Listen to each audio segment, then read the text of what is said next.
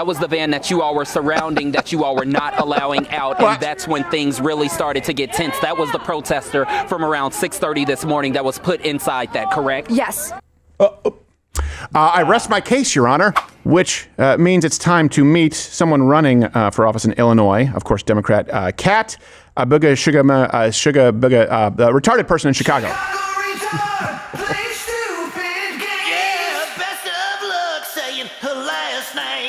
Abughazaleh.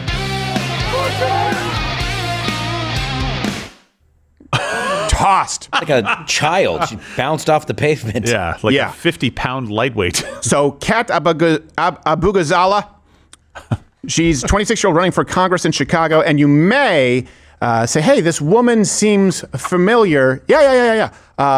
Illegally blocking the ICE folks doing their job. Up with liberation!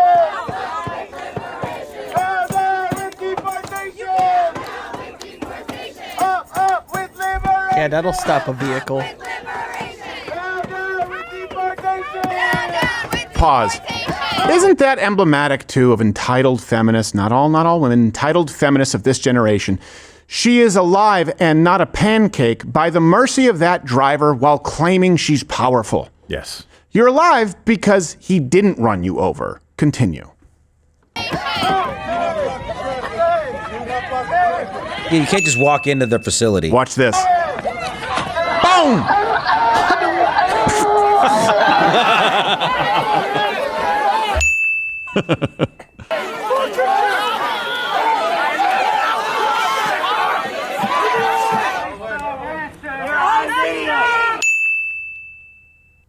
Can they throw her again? Shame on you! Let him down! Don't touch me! Shame on you! Yeah. So she's running for office, like I said, there in Illinois. And to give you an idea, she has a TikTok following. She wants to be the next AOC. Yesterday, she was indicted in federal court for conspiracy to impede or injure an officer, forcibly impeding an officer, and she could face, if found guilty, up to 14 years in prison. And here's the thing. I'm pretty sure she's guilty. And Kat, you were one of those who got pushed down earlier this morning by ICE agents. Talk to me. That was twice. Talk to me a little bit about where things are right now. That was probably the most tense moment we've seen all morning. Not probably, it was. All of us joined arms and did not let the van pass. So there are now two protesters who are inside. One that's in there, one that's in a van going God knows where. And one that was just put in the van. That was the van that you all were surrounding, that you all were not allowing out. And that's when things really started to get tense. That was the protester from around 6:30 this morning that was put inside that, correct? Yes. I rest my case, Your Honor. Yes. that black guy reminds me of the, I'm not gay no more. I don't like Dude, I hate to say it, but that guy seems like a plant. He's like, I'm going to list a series of your crimes and ask you to admit to it on the record. Correct? Yes. Guilty, bitch! That's right. And of course, she'll proudly admit to it. Like, this is going to be great for my ratings. They're going to love me. I'm such a bad I think this was all set up.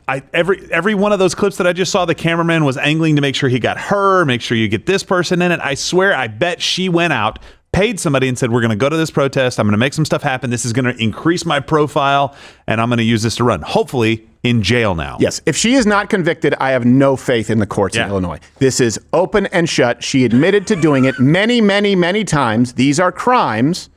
It seldom happens. It seldom happens that sometimes crimes can sort of seem vague.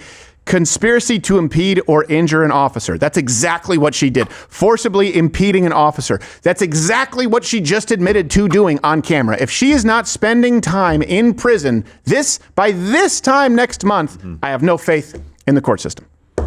None.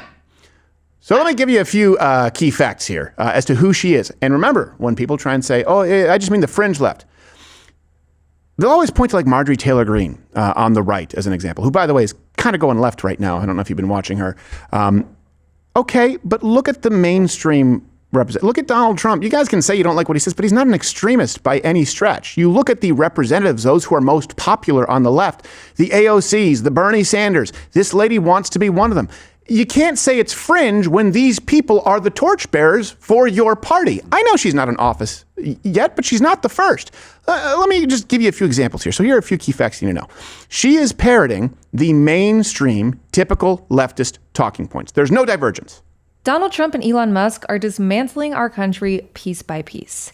And so many Democrats seem content to just sit back and let them. So I say it's time to drop the excuses and grow a fucking spine. Families should have free childcare. Social Security should be expanded. And our inalienable rights shouldn't be dependent on who's in power. Yeah, I think Kristi Noem should have consequences. I think she should be tried at The Hague. Yikes. What we are seeing from her operation are crimes against humanity. And I am a proud, now former union rep. And that's where I she'd say found my OnlyFans niche. model. Distilling, and like Cousin fighting It. far-right narratives. Laugh Factory? Love is love, trans rights are human rights, and anyone who understands those basic facts understands basic dignity. 3 traits that unite a frankly concerning number of Trump nominees: alleged sex abuser, alleged animal abuser, and Fox News. Overturning Roe v. Wade has affected roughly half the country. And not just pregnant people either. I have to remember that I wouldn't be able to visit my parents for the entirety of my pregnancy. And that's because if something horrible and unexpected happened, even to a wanted pregnancy, in Texas, I might not survive it. Yeah, none of that is true. You'd be hearing stories all over Texas if that was even remotely the case. Just to let you know, she's running in a district in Illinois. By the way, it's north of Chicago. That's 19 times more liberal than the rest of the country. And I don't even know if she lived there. She only lived in Chicago for around a year, doesn't live in the district. So this is like the old Hillary Clinton playbook. But What's I do fun want about that area too is that it's void of color. Yes. Yeah. Yeah, 19 times more liberal than the rest of the, but void of color. Let me make a quick case here, because this is something, if we can deconstruct it and sort of do away with this, the left will have to come up with another slogan. Love is not love. You guys understand that? For people who always say things are nuanced, to just say love is love, well, hold on a second. Is my love for my son the same as my daughter? Or is it different? I love them both. You may say, oh, no, it's not. Okay. Is my love for my son and daughter different from my significant other, my lady? Where you've now added sex as a form of showing affection and closeness? Is that the same as my love for Gerald or for Josh or for Dual Man? A masculine love? Love is not love. Is my love for my son the same as the creepy guy at 7-Eleven's love for my son? Right. No, exactly. Yeah. But it's still love is love. And when they get you to believe that, right? Love is love. Okay. So gay marriage is the same as heterosexual marriage, but it's not. Let me explain to you why it's not. Because a mommy and a daddy can make a child that they can love together. It's a bond that cannot be created with wieners and butts. It's not the same. It's not, love is not love. But when they say that, then it's like, well, I guess, yeah, all love is interchangeable, just like all genders are interchangeable. And you go down to LGBTQ. We know intrinsically that love is not love, especially as Christians, because God loves us. That's not a sexual love. No. In any capacity. I know some Christians will get offended at me just saying that. That's not blasphemy. I'm saying it is not. The love of your Father, God is referred to as the Father, is very different from the love you have for your husband or your wife or your children, or your friends. They equate it because they hope that you don't go any deeper than surface level. So let's do away with that. Love is not love. There are different kinds of love, and some forms of love are inappropriate. And illegal. Yes. Actually, and immoral. Generally frowned upon. Let's put it, because we don't want to slight our Islamic neighbors. Right. She also has a very extensive leftist resume. This, you talk about a plant, Astroturfed. She was a former regional organizer for Everytown Gun Safety. Okay, great. She was a producer at the leftist site The Recount, a researcher and producer at Media Matters. Oh, that's fun. She was laid off in 2024. That's tough to do for a nonprofit that sucks that badly. Her boyfriend is the CEO of The Onion. All right, remember The Onion tried to buy InfoWars? Here's another key fact for someone talking about the downtrodden, the poor. She's not poor. Her father is a very successful entrepreneur in the financial industry. He sold his business to BNY Mellon in 2008. She graduated from George Washington University in D.C. The annual tuition is $67,000. Net worth is estimated at over $1 million. Already raised over $1.5 million for her congressional run. It's about as authentic as the Latina AOC from the Bronx. She's from one of the whitest areas north of New York City. She never spoke like that. She's about as authentic as Jasmine Crockett's Ebonics. And it's going to work. Unless she's put in jail, where she should be. So, don't allow people to say, oh, fringe left, fringe right, we can kind of meet in the middle. No. I share nothing in common with this person, and I share nothing in common with the party astroturfing so that this person is able to achieve a level in office. Anything else? I just don't like her. That's it. No. All right. They have to take her seriously. The mistake they made with AOC was not taking her seriously at all. Yeah. And then she showed up and beat them. So don't let this person She's out a big of jail phony. first. She's a big phony, and she thought that she'd get some good press coverage there with that little protest and and trying to break through the lines and pushing past officers. What an idiot! But yeah, she wasn't expected to get indicted. You know what? Whoops. Let's just take a moment here. You have just watched exhibits A, B, C of female empowerment. I want you to picture for a moment your grandma. Nana, Mima, whatever you called her. Did you love her? What was she like? Did you think of her as a strong woman? I know not everyone had that, but if you did, okay, think of her. Now contrast her with Cardi B, with that beached whale on the mattress on the floor, and this Shabugadagamoo. Hey, come on, it's Bagalagaba. They will tell you that grandmother who you revere and respect, an actual matriarch, was passive, was submissive. Right? And that these women, they're the ones who have been fighting at the forefront, and they are empowered. Do they seem empowered? You know how not passive and submissive my grandma was, my nanny? My papa had an affair, early in their marriage or whatever, and she made him sleep in the basement for the rest of their marriage. For the rest of their lives. She died. 6 years later, my grandpa died. He stayed in the basement. Did not come back up. Yeah, he was like, even in death, I'm going to stay down here. Yeah. Yeah. She said I had to. Yeah. Not submissive or passive at all. She ran the house. She ran the family. Do you think that these women would be able to sew a dress or make from scratch their children's Halloween costumes? Do you think they'd be able to make sure that everyone has a lunch pail that's perfectly balanced so that the husband doesn't fall off the scaffolding that day when he goes to build the Empire State Building?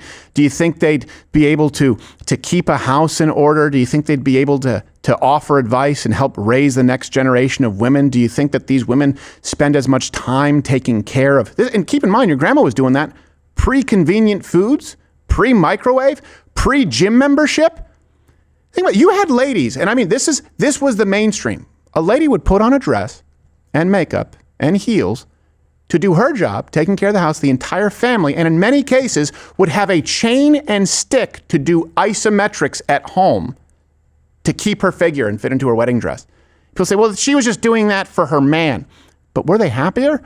Oh, stats say yes on mental health. But they keep digging in and they keep lying.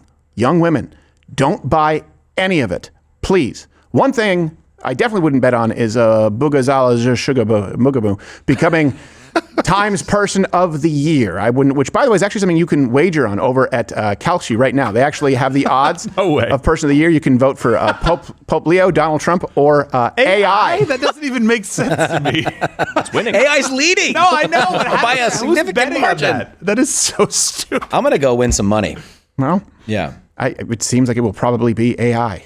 That's AI betting. Oh, is it? Well, you can go and wager on that. AI's betting on itself? Are you serious? Like it's going to vote for itself? Okay, maybe we're screwed. All right. We've taken up a lot of time with feminists, but it always just gets our goat. It does. Okay, one more thing about the feminists. Yeah. Sorry. One more thing. Go. They always talk about this fairy tale that never benefited women, and they always, all these women want this, and they want. Are there no women that want a family? They do. I know they do. I know. It's just most they want it later. That's what they want. They want a family. Yeah. Not even later either. That's what they wanted. They want a family. They want a husband that loves them and is strong and can protect them and raise their kids with, that is, smart and wise and why are these feminist women putting them down? Well, here's the thing, too. What happens is you go through your 20s, and these women are rejecting men. You just saw them. They're talking about rejecting men because they're not right, and they're empowered, and they're going to go out, and they're going to pursue their career. And then men get to the point in their 30s where they're established, and they still want to have a family. And then they often go for younger women at that point. And these older women who are rejecting them are angry, so they try and say that's creepy.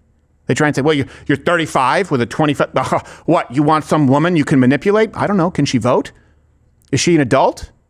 Yeah, why is she manipulatable? Yeah. Are you saying that young women are dumb? Right. And easily molded? Do you think they're impressionable? Because they want to I thought you guys were smart and strong and equal. And it's a way. That's what I thought. It's a way of trying to ensure that young women make the same mistake they did. They know they're not happy at 35, at 38, when they've decided to not even think about settling down. They want to make sure that younger women don't even have the opportunity. So they try and act like something that is completely natural.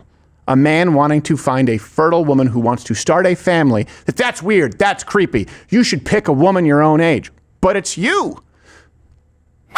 Hey, thanks for watching. If you liked what you saw, you can click around and watch one of these videos on YouTube, or head on over to Rumble and subscribe, where I am live every weekday at 11 a.m. Eastern. Live on Rumble. YouTube is dead. Rumble did it. And on Rumble, you can say